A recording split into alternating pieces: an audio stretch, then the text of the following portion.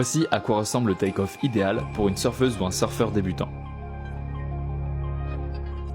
Avant de faire ton take-off, sois sûr d'avoir bien pris la vague. Et pour ça, rame le plus fort que tu peux, jusqu'à ce que tu te sentes propulsé vers la vague. Si tu n'es pas sûr de l'avoir prise, n'hésite pas à donner quelques coups de rame supplémentaires. Une fois qu'il est temps de te lever, la première étape, c'est de faire une pompe. Pour ça, pose bien tes mains à plat au niveau de tes pectoraux.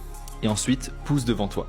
En fait, ça va créer de l'espace entre ton corps et ta planche de surf pour que tu puisses par la suite mettre tes pieds. Une fois que tu as fait ta pompe, ramène ton pied arrière, puis ton pied avant. Place dans un premier temps ton pied arrière au niveau de ton genou opposé.